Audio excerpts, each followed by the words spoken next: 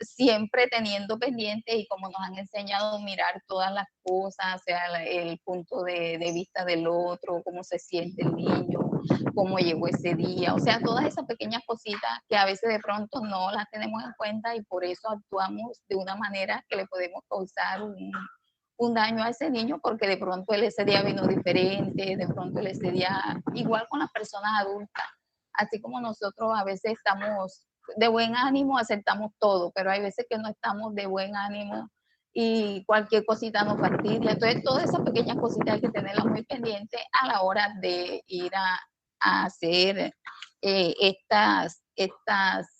¿cómo diríamos? Estas formas de actuar con las personas que tenemos a nuestro lado. No sé si me hice entender en la última parte, Sí, me sí, explayé. Edilza, sí, muy, muy Bueno, claro, no, muchas gracias. bueno. Y ahí con lo que Edilza nos dice, miren qué importante es porque ella dice nombra pequeñas cositas, pero son pequeñas cositas que tenemos que tener conscientes todo el tiempo y haciendo uso de ese dominio propio, porque son las que realmente nos van a permitir hacer un acompañamiento efectivo a nuestros padres y a nuestros niños.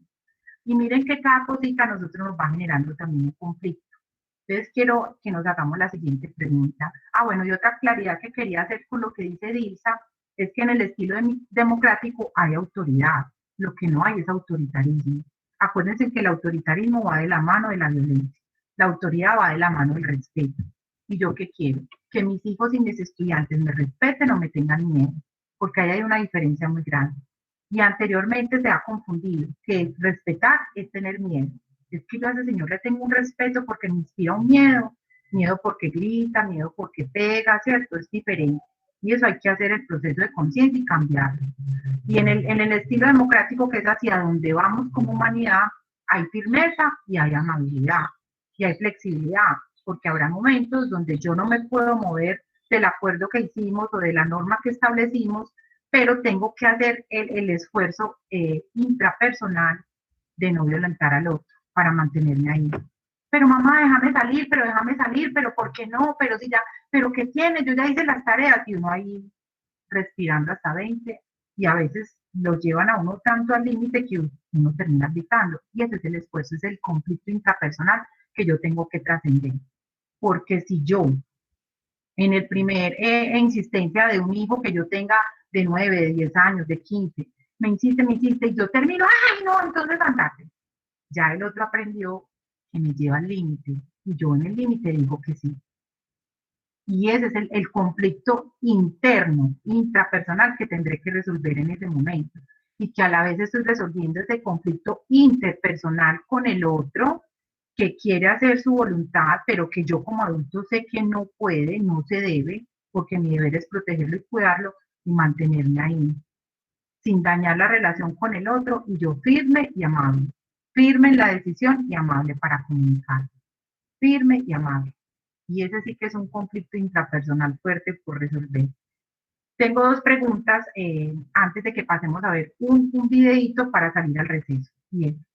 ¿Qué conflictos intrapersonales les ocasionan a ustedes los diferentes estilos de liderazgo? ¿Qué conflictos intrapersonales les ocasiona a ustedes cuando descubren una familia autoritaria que utiliza el castigo físico? ¿Qué les mueve interiormente? ¿Qué conflictos les ocasiona una familia que no pone normas y el niño hace y deshace y a ellos no les interesa? ¿Qué conflicto les ocasiona cuando encuentran un niño en un estado de abandono que aparece ahí en ustedes? ¿Y qué conflictos les ocasiona cuando encuentran unas familias comprometidas con las que se puede trabajar, que se equivocan pero que asumen y resuelven?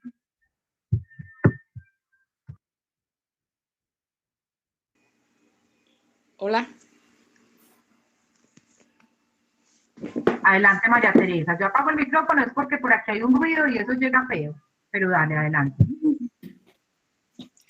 Sí, estaba esperando este momento porque hemos encontrado situaciones donde la familia le generan conflictos internos a los niños porque no hay figura de liderazgo o porque son familias donde se crean junto con los abuelos, con los tíos, con la mamá, con el papá, y entonces todos los ejercen autoridad sobre ellos. Entonces ellos no ven quién es la figura de autoridad que ellos deben de seguir, porque opinan todo. La mamá le dice no va a salir y de pronto el abuelo le dice sí, sí, que salga. O la mamá dice ya está bueno de televisión y la abuela le dice no, déjalo que siga viendo televisión. Entonces me he dado cuenta que hay niños que se generan conflictos internos porque no saben qué líder seguir. Entonces me gustaría que usted nos colaborara, qué hacer nosotras, cómo guiamos a esos niños en esa situación. Gracias. A ti, María Teresa, y esa es la pregunta supremamente importante, porque eso es lo que tenemos que ver. Ese conflicto que al niño se le está generando y que le puede quedar de por vida por el ambiente que lo rodea. Ahí es muy importante trabajar de la mano de las familias, siempre convocarlos a charlas, irles explicando lo que pasa, qué es lo que sucede cuando uno dice una cosa y el otro dice otra. Es mejor dicho ir de la mano de la familia. A veces hay familias que hacen clic y es efectivo, otras veces no. Otras veces no, y es lo que nos vuelve un poquito desesperanzador el camino. Pero entonces, ¿qué puedo hacer yo? Con mi ejemplo, todo el tiempo, mostrarle que hay otras maneras de resolver. Y tal vez sea la parte más comprometedora que tenemos como maestras. Y es que muchas veces nos toca dar lo que en casa no le van a poder dar.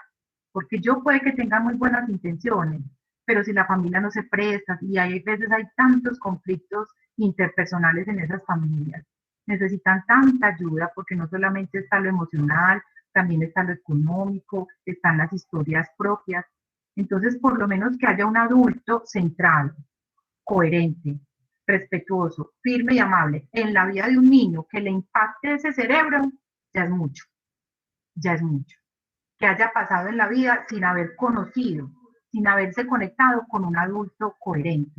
Por eso el llamado con este tipo de trabajos es todo el tiempo a resolver nuestros conflictos intrapersonales, porque nuestra responsabilidad social con esos niños y esas niñas trasciende la vida de ellos. O sea, nosotros todos los días les estamos llenando el morralcito de herramientas para la vida, de herramientas para que sean unas personas que puedan solucionar el conflicto, que gestionen sus emociones, claro, que aprendan todo lo académico, pero que sean cosas que a veces en la casa no les van a poder dar, por más que nosotros queramos.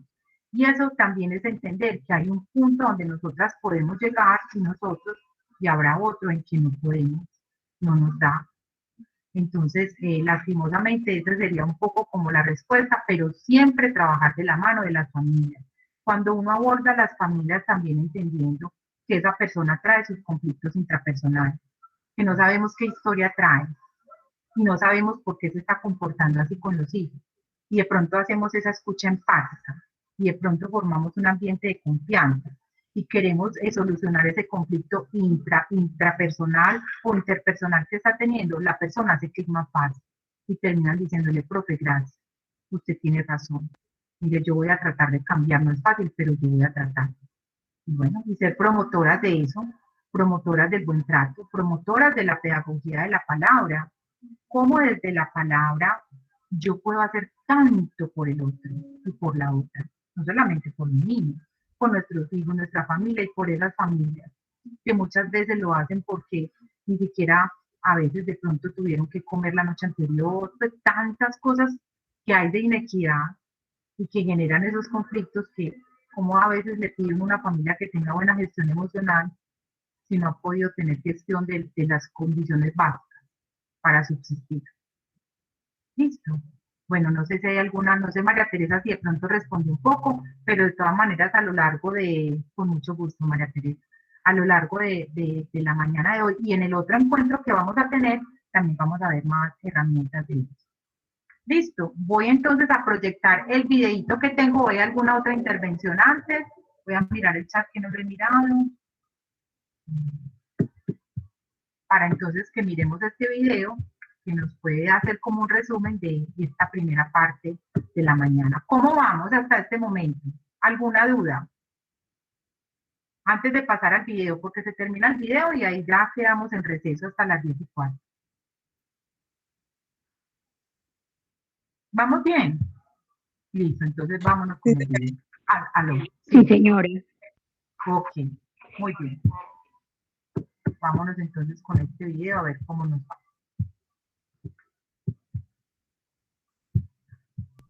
Antes de empezar, mencionemos una definición de conflicto.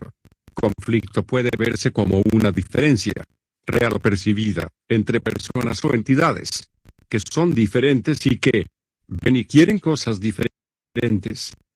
De la definición surgen unas palabras muy poderosas como diferencias, personas diferentes, personas que quieren o ven cosas diferentes. Podemos decir entonces que conflicto tiene que ver con la diferencia y esa diferencia no es necesariamente negativa. En estrategia la diferencia es la fuente del poder. Como hemos dicho, en la vida muchas veces es más importante la percepción que la realidad. Hay dos tipos de realidades, la real y la percibida. Actuamos es por la percibida. Si yo le hago un comentario a usted con la intención de mostrarle mi admiración, pero por alguna razón usted percibe que me estoy burlando de usted, usted se enfadará. La realidad real era mostrarle mi admiración, pero la percibida fue la ofensa. Una frase que hay que cambiar es, la intención es lo que vale. Mejor diga lo que vale es la realidad. Todos sabemos que somos diferentes y que vemos y queremos cosas diferentes, pero muchas veces actuamos como si no entendiésemos eso. La mayoría de nosotros somos proyectivos y pensamos que si nos gusta algo a nosotros, a los demás también les gustará. Ser proyectivo es pensar que el otro es como yo.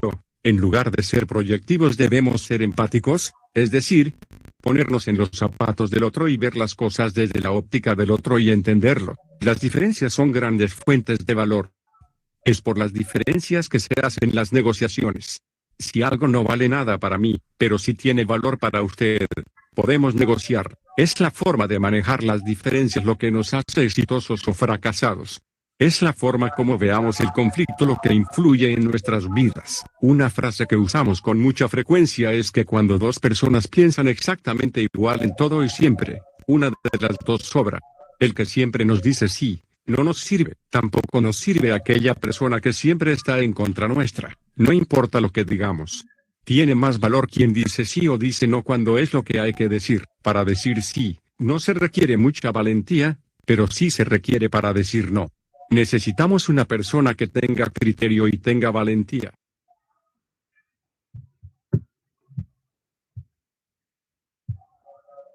Muy bien. Entonces, como hagamos conclusiones de esta primer bloque. ¿Qué conclusiones cambió lo que pensábamos de conflicto? Esa primera pregunta que hicimos al inicio, cambió de pronto lo que pensaba a este momento. A alguien le pasó eso, que de pronto al inicio decía conflicto es tal cosa, pero que ahora mire que es otra cosa. Buenos días. Buenos días, Johaira. Bueno, la verdad es que en este primer bloque aprendí de que el conflicto no totalmente es malo, sino que también tiene sus cosas buenas. ¿Por qué? Porque al momento que tiene uno un conflicto, al momento de solucionarlo, uno aprende de ese conflicto y así puede enseñar a otras personas. O sea, la solución de ese conflicto, de darse cuenta de que uno mismo tiene ese conflicto interior y eso lo refleja a otra persona. Entonces uno quiere que la otra persona cambie, pero uno mismo tiene que tomar la decisión. El conflicto viene de adentro hacia afuera, no de afuera hacia adentro. No, pues Eso una super conclusión, Johaira. Muchísimas gracias por esa reflexión. Bueno, entonces quedamos en un recesito hasta las 10:15. Listo, a las 10:15 nos volvemos a conectar. ¿Ok? Gracias. Okay. Gracias. Gracias. Con gusto, Gracias. con gusto.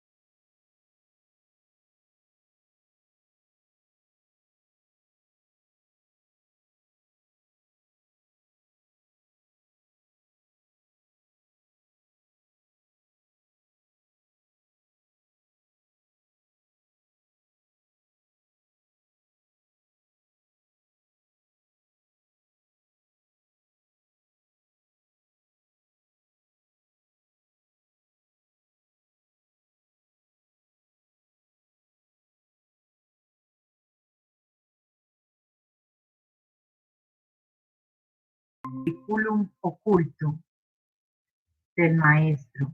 ¿Y cuál es el currículum oculto del maestro? Su propia historia, lo que trae adentro.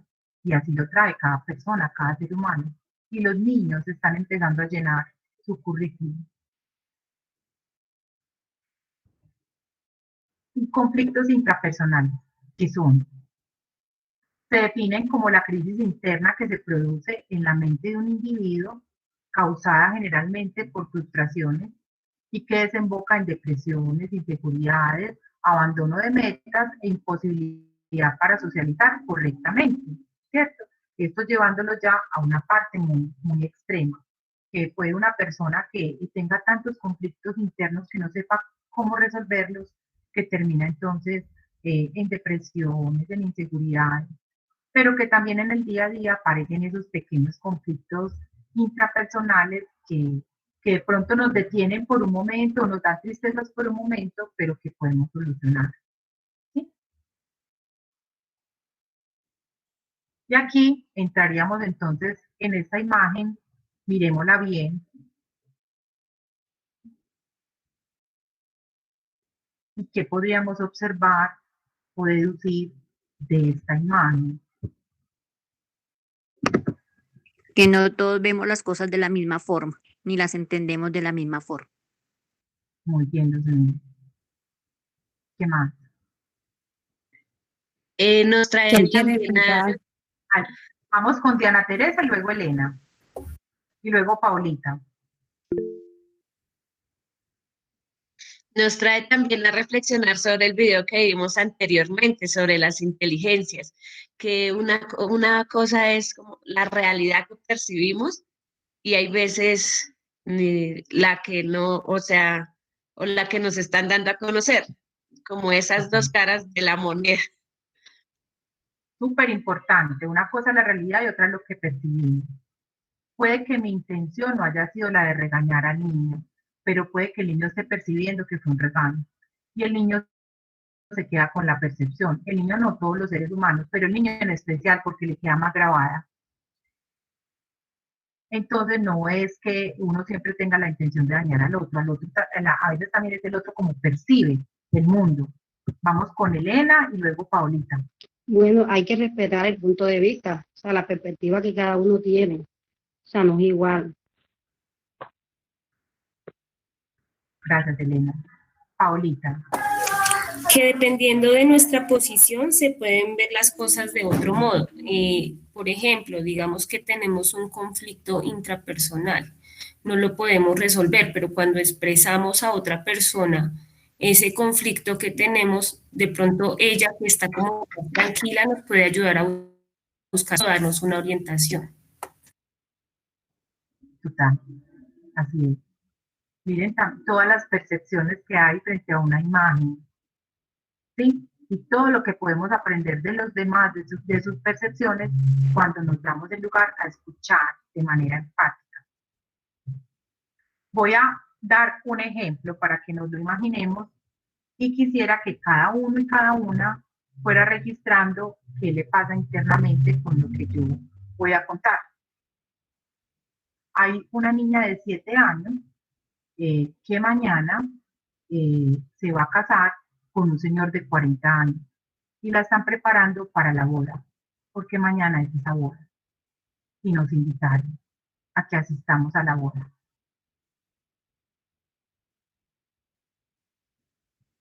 ¿Qué pasa? ¿Qué pasa ahí con nosotros?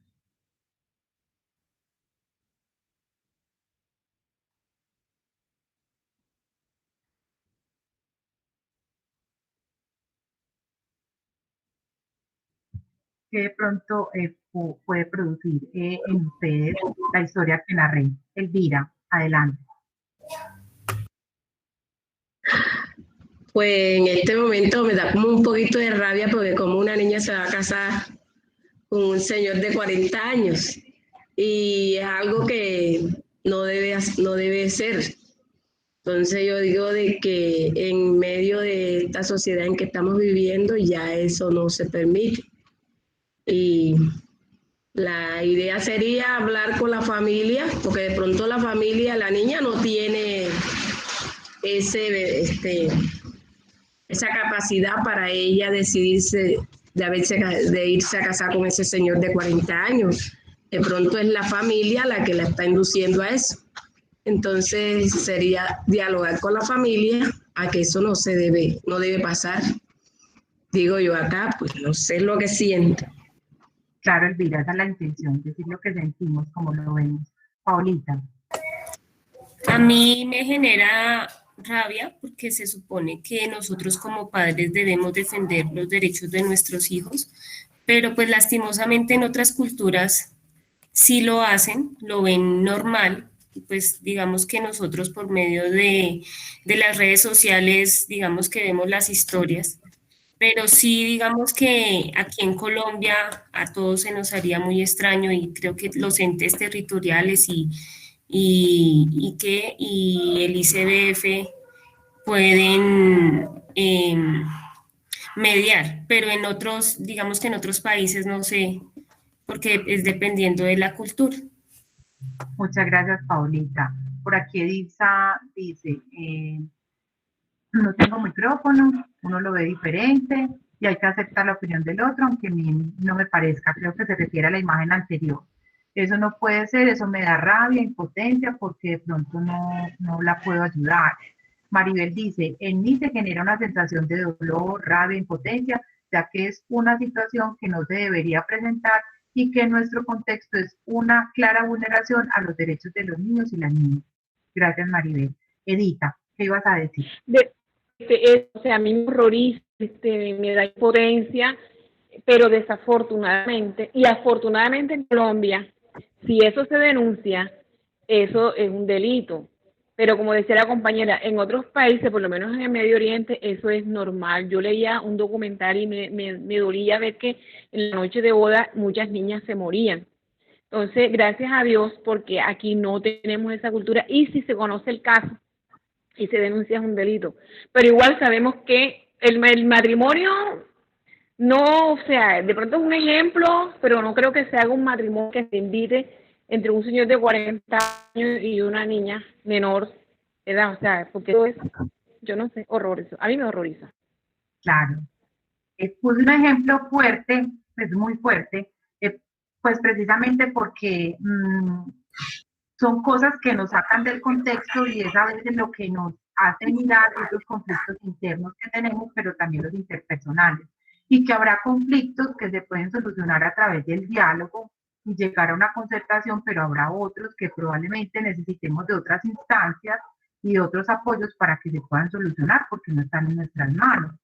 Y la reflexión que hacía Paulita es muy importante porque, claro, si yo lo miro en este contexto, gracias a Dios existen instituciones como el Instituto Colombiano de Bienestar Familiar, o sea, vamos en otro nivel.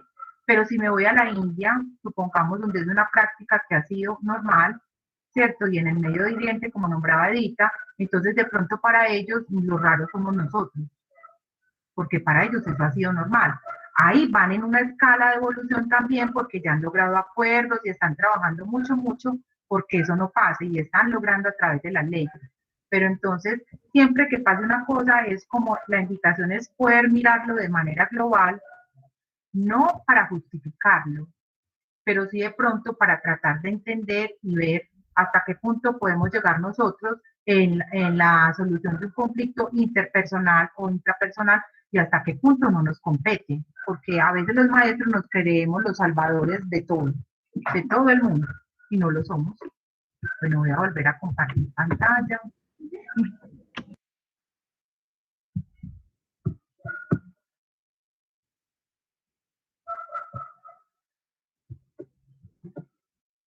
Conflictos interpersonales. Es una situación de desacuerdo entre dos o más personas en la que cada una de las partes tienen intereses o posiciones contrapuestas. Esa es como la definición literal. Y aquí, pues, en la imagen es ver cómo hay un conflicto entre una madre y una hija. Y de pronto, si utilizaran otro tipo de herramientas como la autorregulación emocional, esperar el momento empático, la comunicación asertiva, lo podrían solucionar. Pero en este punto en el que están, ya están escalando a la violencia. Entonces el conflicto no se va a solucionar de una manera, el conflicto interpersonal no se va a solucionar probablemente de una manera adecuada. Ahora vamos a adentrarnos entonces cuáles son esas herramientas para los conflictos intrapersonales, que ya las nombramos, ¿cierto? Nombramos algunas de ellas. La respiración consciente. El proceso de respiración consciente es muy importante, sobre todo cuando logro identificar que esa emoción me está queriendo hacer su jugada, paro y empiezo a respirar, empiezo a hacer el recorrido de la respiración. Miren el que hicimos esta mañana, uno muchas veces no se detiene a ver ese recorrido tan bonito que hace el aire y el oxígeno para alimentar al resto del cuerpo. ¿Cierto? Debería ser un acto de mucha gratitud, ¿cierto? Hacerlo varias veces al día, y con los niños se puede hacer. Con los niños se les puede enseñar a respirar. Una manera de enseñarles a respirar a los niños, hay varias formas. Hay un ejercicio, voy a dejar de compartir para poder ver. Hay un ejercicio que se puede hacer de manera grupal. Y es, cuando estamos en una rondita, que me imagino que muchas la han hecho, que uno dice, vamos todos junticos en la rondita y vamos a inflar el globo y lo soplamos. Soplamos y soplamos y soplamos hasta inflarlo. Y lo vamos a desinflar y vuelven y se hacen todos juntitos. Y ahí voy manejando la respiración. Inhalar y exhalar. Otro ejercicio que puedo hacerles para ayudarles a respirar de manera consciente, enseñarles a respirar, lo puedo hacer en las mañanas, cuando ellos llegan al saludo. Nos sentamos, nos saludamos, es un buen momento para hacerlo, la canción y todo, y ya vamos entrando en un momento de quietud, donde yo les digo que vamos a hacer un ejercicio de respiración, vamos a tomar el aire por la nariz, les explico común y corriente y lo vamos botando. Y lo vamos a hacer 3 veces. Y uno les va entrenando esa respiración. Por ejemplo, uno puede hacer que vamos a respirar 1 minuto. 1 minuto. 1 minuto es mucho tiempo para un niño pequeño, inclusive a veces para uno. Pero ¿cómo lo empieza uno a entrenar? El primer día nos sentamos y bueno, vamos a respirar, inhalo, exhalo lentamente y ustedes van observando cómo está el grupito. Ojalá estén sentados en círculo y en el piso, que los puede observar uno más fácil a ellos. Y cuando uno ve que ya están como desconcentrándose, uno para el ejercicio y dice, bueno, hoy logramos el minuto. Pero uno sabe que no es 1 minuto, pero lo va entrenando a ellos, ¿sí? Y a veces aparece que la mayoría del grupo lo está logrando, pero de pronto hay uno que quiere empezar a tocarle la cabeza al otro, que quiere empezar a llamar la atención. Lo más importante ahí es la herramienta intrapersonal. Y yo no perder la concentración de los que sí lo están logrando. Y no le doy tanta importancia al que no lo está logrando. Y me concentro en los que más lo están logrando, entonces me concentro más y los miro y sigo respirando y con la mirada de una manera dulce y asertiva les voy diciendo que lo estamos haciendo bien, y el otro chico por neuronas espejo se va aquietando y se va integrando a esa respiración o esa chica. Y todos los días lo hago de manera sagrada. Y les voy entrenando el cerebro a ellos para esa respiración consciente. Después de que hago el ejercicio de respiración consciente, les puedo preguntar, bueno, ¿cómo se sienten hoy? A ver qué emociones los acompañan hoy. Hoy están tristes, alegres, tienen rabia, y las nombro. Y permito que cada uno vaya expresando lo que está sintiendo. Ay, yo tengo rabia. ¿Y por qué tengo rabia? Ay, porque yo no quería desayunar y me hicieron desayunar en la casa. O vengo triste porque cuando salí mi mamá le pegó a mi hermanito. Y permito en ese diálogo que saque ese conflicto interno que trae. Y voy escuchando de manera empática. ¿Sí? Cuando ellos pueden descargar al inicio del día ese conflicto intrapersonal que traen, están mucho más dispuestos para el resto del aprendizaje. Pero es como darle primer lugar al ser, cabida al ser. Adelante, Liliana, ¿ibas a decir algo? Okay. Puedo proceder como a las otras cosas. Los niños se descargan igual que nosotros. ¿Listo? Muy bien. Voy a volver a compartir pantalla. ¿Alguna pregunta? Dona. Sí, señor, me gustó eso que recalcó usted, que a veces uno está haciendo el ejercicio con el niño o una actividad y a veces uno se concentra es más en que no lo está haciendo.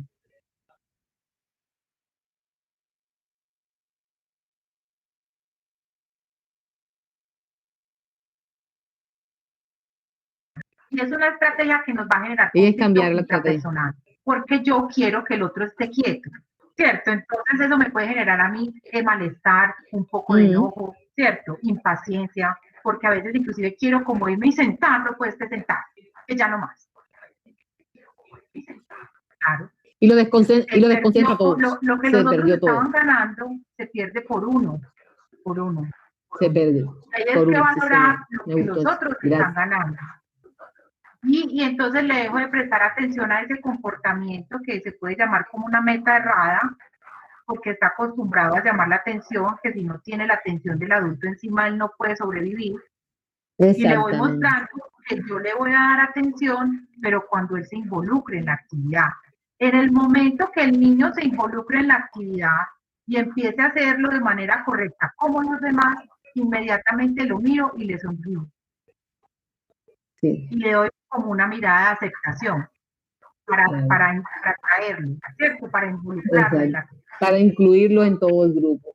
Para incluirlo e irlo sacando del otro hábito de comportamiento que tiene. De comportamiento, exacto, y va aprendiendo a medida que va involucrándose en él. Exactamente. Y yo con mi herramienta intrapersonal lo traje a que él salga de ese mal hábito de comportamiento, se regule emocionalmente, o sea, se trabaje a él y entre a trabajar en lo interpersonal.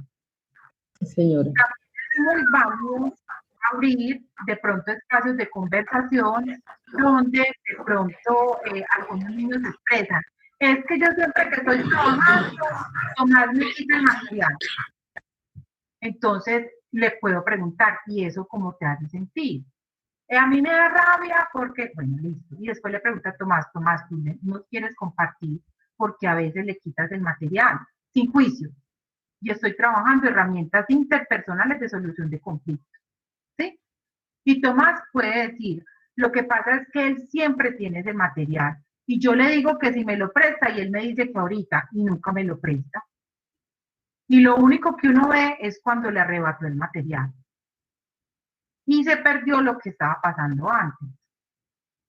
Entonces ahí los puedo llevar a hacer un acuerdo. Bueno, ¿y ustedes qué creen que podemos hacer? Pueden tener 2 años, pueden tener 3 años, pero si yo los voy entrenando en la solución de conflictos interpersonales, ellos lo van aprendiendo. El niño, ¿cómo funciona? Así es. Desde el impulso. Porque su sistema nervioso no está maduro para el control de los impulsos. Sí, son flexibles.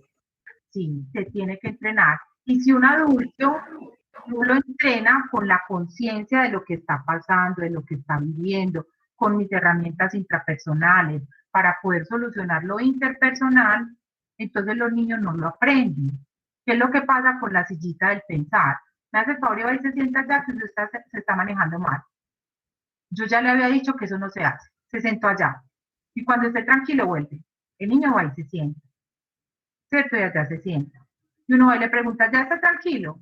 ¿Ya reflexionó? Sí, profe, ya. Bueno, entonces siga. ¿Y qué reflexionó? ¿Qué estaba pensando el niño? Puede que estaba pensando en lo que desayunó por la mañana, o lo que va a llegar a hacer a la casa, o lo gorda que me cae la profe que no me escucha. Y apenas yo me pare de aquí voy a hacer otra cosa para que a ella le dé más rabia, porque como ella no me escucha, yo tampoco la voy a escuchar, porque es un niño. Entonces está bien la sillita del pensar, pero con otra estrategia, que acompañe la autorregulación del niño, pero luego debo hablar con él, preguntarle qué pasó, cómo se sintió, y desde ahí encontrar las estrategias de solución del conflicto, porque él no las sabe, para eso estamos nosotros, para enseñarle, para acompañarlo, para ayudarle. Pero acuérdense que venimos de crianzas autoritarias, donde toda la vida nos han dicho lo que tenemos que hacer, y que ahora estamos pasando de tratar a crianzas democráticas, donde se construyen los acuerdos, donde hay un diálogo, y muchas veces nosotros ni siquiera sabemos cómo construir esos acuerdos, ni a qué punto ser justos o a qué punto ser injustos. ¿Y cómo lo vamos a aprender? Ensayándolo, haciéndolo, estudiando, leyendo, transformándolo. Ponerlo en práctica. ponerlo en práctica. Vive. Entonces, que salga bien y mañana no. Y puede que en el acuerdo que hagamos no esté funcionando. Y entonces sí, los niños son que ir lentamente. A los niños hay que irlos pausadamente a su momento, que ellos vayan dando y cogiendo las herramientas de aprendizaje de lo que estamos haciendo, la actividad, como le estaba diciendo, que a veces uno le presta más atención al que no está haciendo, entonces lo sienta uno, vamos a sentarte en la silla y pensar, después está, papito, ya quieres integrarte a la actividad, sí señor, ya después se charla con ese niño, ya sabemos cómo cogerlo y hacerlo que él se integre y preste atención a lo que están haciendo los demás niños. Total. Cuando yo pongo a un niño en la silla de pensar, le estoy evitando que su cerebro se esfuerce para solucionar el conflicto. Porque él se sienta ahí y no, simplemente está ahí, no sabe qué más hacer. Entonces, el conflicto que se haya iniciado, yo tengo que darle cierre. Y otro ejercicio que se hace, por ejemplo, que yo hacía mucho, puede que al inicio sea muy desgastante, pero luego es supremamente efectivo. Y supongamos, están Juanita y María. Juanita vino y le arrebató el juguete a María. Entonces María se puso a llorar. Yo me siento con las dos, ¿qué pasó? ¿Me cuentan qué pasó? ¿Qué pasó? Ay, ella me arrebató el juguete. Y a veces María, la que arrebató, se asusta, muy tranquila. No va a pasar nada, solamente quiero saber qué pasó. Listo, entonces ya cuenta. No, era que yo no quería, lo que fuera que pasó. Listo. Cada una de las partes se escuchó, porque eso es otra cosa. Mientras estén hablando, yo tengo que hacer uso de la firmeza y la amabilidad. No, profe, linda, espera, aquí ya te escuchamos. Ahora es el turno de escuchar a María. Cuando María termine, te vamos a escuchar a ti. Y los voy entrenando en escucha activa y empática y en comunicación asertiva. Si de pronto se están tratando mal, paro la conversación en seco. La paro. Amores, nos vamos a tranquilizar porque no nos vamos a irrespetar. Cuando puedas hablar de una manera que nos respete, seguimos el diálogo. Antes no. Y espero ahí. Espero hasta que más o menos estemos autorregulados. Ya cuando entonces se pudieron decir las cosas y las partes, entonces les digo, ¿qué tal si lo volvemos a intentar? Mira, de pronto le puedes pedir el favor, de pronto le puedes decir que si espera el turno, y volvámoslo a hacer. Entonces vuelvo y le entrego la pelota a la que la tenía. Y digo, ahora inténtalo tú. ¿Qué le dirías? Cuando tú termines, por favor, me la prestas. Inmediatamente el otro dice sí, con gusto. Cuando se hace bien ese proceso, eso es como un proceso de mediación, así se llama. Y los niños van aprendiendo las herramientas, lo van haciendo. Entonces, voy a volver a compartir pantalla para que miremos un poquito más de eso. Que yo sé que a veces es muy fácil en el discurso, pero lo más importante es que no tengan miedo de intentarlo. Inténtenlo, verá, que los mismos niños les van mostrando, los mismos niños les van diciendo cómo hacer y qué no hacer. El gesto del niño, el tono de la voz, la rigidez del cuerpo les va diciendo en qué emociones están recibiendo la realimentación que ustedes les están haciendo. La misma mirada les está diciendo si aún no está listo para ese diálogo y si necesita hacer otra cosa diferente. Pero ningún proceso se debe quedar sin cerrar. Si lo dejamos abierto, el niño quedó sin las herramientas. Y la conciencia plena. Aquí aparece esa imagen, precisamente la conciencia plena es esa autorregulación intrapersonal, ese dominio propio que yo tengo que tener todo el tiempo para poder acompañar a los otros. La ruta emocional que la vimos desde el primer día conmigo, siento, pienso, actúo. Siento, pienso, actúo todo el tiempo. Por ejemplo, a mí me pasaba que había algo que me ocasionaba un conflicto interno muy grande y era cuando uno mordía al otro. A mí eso me generaba rabia, mucha, porque yo lo interpretaba como una agresión, como una violencia de un niño hacia el otro. Y en el acto, pues obviamente es violento, pero probablemente la intención del niño no es agredir, porque el niño no tiene todavía la madurez de su sistema nervioso y todo para controlar el impulso, y lo que yo hago es una interpretación de adulto de lo agredió, es un niño supremamente violento y agresivo, etiqueto. ¿Sí? a veces les fue el impulso, y cuando a ellos les fue el impulso, después los visita la tristeza. Porque después de que muerden, ellos quedan como, se asustan. ¿Yo por qué lo mordí? Claro, porque ellos todavía no pueden tener esa conciencia corporal, todavía no pueden dominar sus impulsos, nosotros sí. Nosotros sí. Con este entrenamiento y con toda la información que les estamos dando, precisamente es para eso. Y ahí para mí sí que era un momento que, mejor dicho, fueron unos maestros, porque para eso que cuando uno hay algo que le cuesta, a todos los niños les llegan así. Bueno, me llegaron muchas parejas de niños que fueron así y cada vez fui aprendiendo y atendiendo lo mejor. Hasta entender que muchos lo hacían porque de pronto el lenguaje no estaba bien desarrollado y era la manera que tenían de comunicarse, porque no había buena gestión de la ira y le podía el impulso, ¿sí?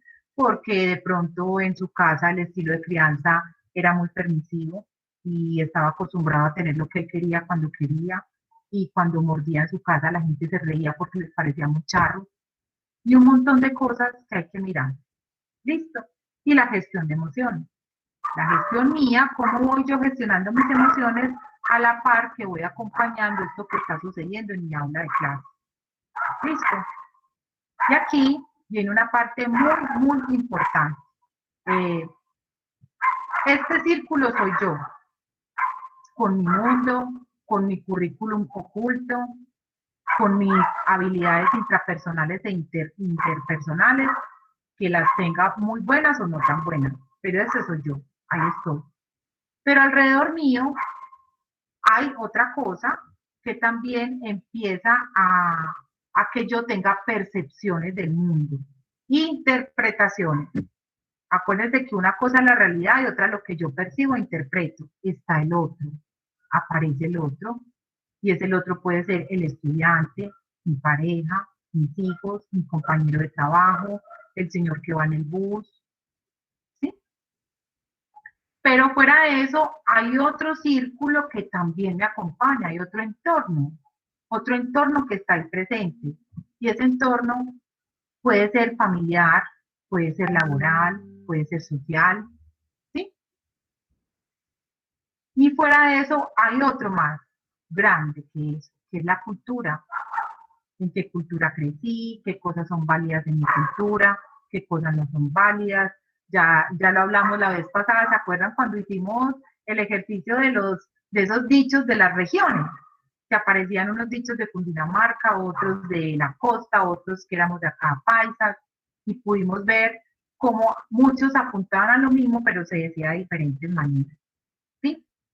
Con base en estos 4 puntos, en estos 4 círculos tan importantes, vamos a tomarnos un ejercicio de más o menos unos 5 minutos u 8 minutos para que escriban cuál es el conflicto intrapersonal que logran identificar en este momento.